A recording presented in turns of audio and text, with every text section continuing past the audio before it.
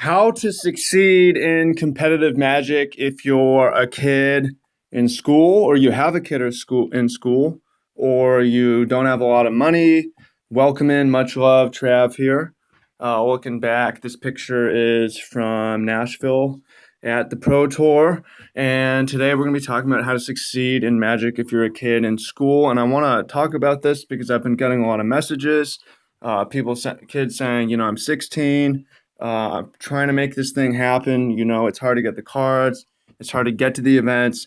It's hard to pay the entry fee. What should I do? I get a lot of emails. People want to sign up for my coaching, especially, and say like, "Yo, I'm 15. I can't afford to pay this for your coaching, your training program. What should I do?" So this video, I'm going to give you some guidance and some suggestions about how to make it happen, how to make it cheaper, or make it all happen. But the first thing is you have to realize for Magic is, yeah, there's a cost to it. PTQs are going to be $30 or $50 even now. GPs are like 90, $100.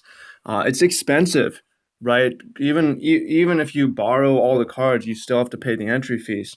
You still have to get to the tournaments. So it's going to be expensive. So you're going to have some money. You're either going to have to convince your parents that they can support it, that there's some merit to this. And for me, that was some of that was done by my parents. I have a lot of thanks for them. I also have a lot of thanks for the Junior Super Series because at the time there was the scholarship program, and I was able to win a couple $1,000s to pay for my college, which my parents could see the benefit in, and they invested some money to make that happen. That said, the JSS doesn't exist anymore, but you still may be able to convince your parents to get at least some allowance or something. You should also work part-time on top of that. I always worked in the summers. I also worked while going to school and college. So you have your own money. You can spend it how you please. It will take some time, but it's worth doing so that matters can come under your own control. Like, you have no money, you can't do anything in Magic. Sorry. That's just how it works. You don't need to have infinite money, though. And even if you're in school, you should be able to make it happen. Okay, so now that you have money, what are you going to do with it? How are you going to invest it? And what else are you going to do besides money? We'll move on past money. Well, for the first thing is, like, entry fees are something that you have to pay, period. Most likely, unless you're able to get some kind of sponsorship deal. If you're a kid, that can be hard to do. But if you're a kid, you should make lots of deals and offers. And this is what I did. Go to your local store. I will wear your shirt if you loan me your deck, or pay my entry fee. I'll wear your shirt. Go to the guy who has the most cards in the community. I will split half of my prizes uh, if you let me borrow your deck, right? So I would do this. Wear a T-shirt for entry fee or something like that, and use someone else's cards and give them backs. Win a box. Hopefully, give them 18 packs, and everybody's happy and didn't have to spend the money on that, right? And the money would get spent on the food. The money would get spent on some drafts to practice. The money would get spent on Star City Games Premium. I think that's a good investment. It's only like $5 a month. I get paid zero for recommending that, but I liked that. Although I mostly don't do SCG Premium now. I've got an ebook for like $15, I think it is, or maybe even less, that will teach you about how to deck build. I've got a tournament success course for like $50 that will teach you a lot about how to succeed in tournament and draft and so on. And there's tons of free stuff. Watch as many pros as you can on Channel Fireball. Again, I get nothing from sending you there. Talk to as many people as you can at tournaments. People are generally warm to kids because they know they have potential. So let people know, like, I'm trying to make it happen. What can I do? Know that, like, hey, always come with an offer if possible. This is something a lot of kids do wrong. It's like, can I have this for free? No, don't even ask for it for free. Make an offer with it, right? I'll wear your shirt. I will, I'll help you out with whatever. Like, what can I help you with? I'll give you some prizes. Here, I'll give you a booster pack if you take a look at my sealed pool and tell me what you think. That sort of a thing uh, uh, makes a lot of difference, right? And then from there, like, you want to use your free time to your advantage.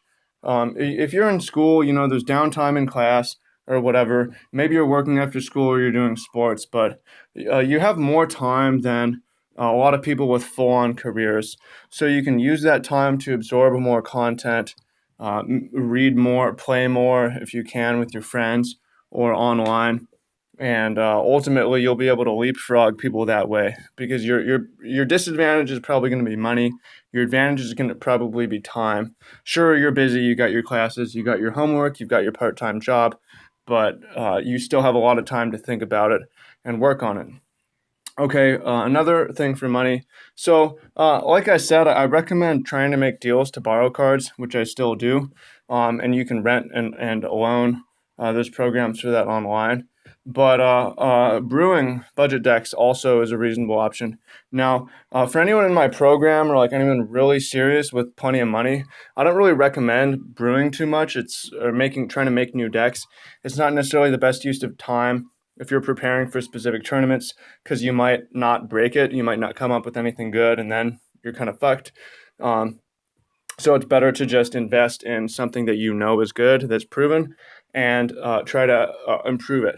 However, if you're a kid and you don't have the most money, and maybe you don't even have a deal yet where you can get it, you might need to come up with some sort of rogue budget option to give you a chance to win. And a lot of this stuff is trash, but I had a lot of success with rogue budget decks missing cards, and so on. That helped me qualify for the Junior Super Series and even helped me qualify for the Pro Tour. Because if you're playing with cards other people aren't, then they tend to be a lot cheaper and easier to get your hands on.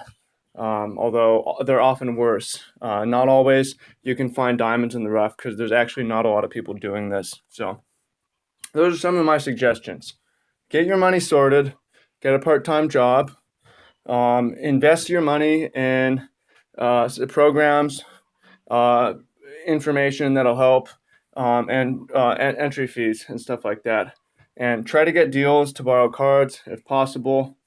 Um, Use your free time to your advantage. You have a lot of it compared to everyone else most of the time. And spend some of that time coming up with decks that are more budget, so you have a better chance of getting them. So, hope you find that useful. Again, I have more resources down in the links below. Hope you find it helpful. Go check it out. If you have any more questions, you're a kid or you got a kid and want some advice, ask in the comments and I will get to it. Make sure to like, subscribe, smash that motherfucking like button, fam. Share this video. Appreciate you all and talk soon. Peace.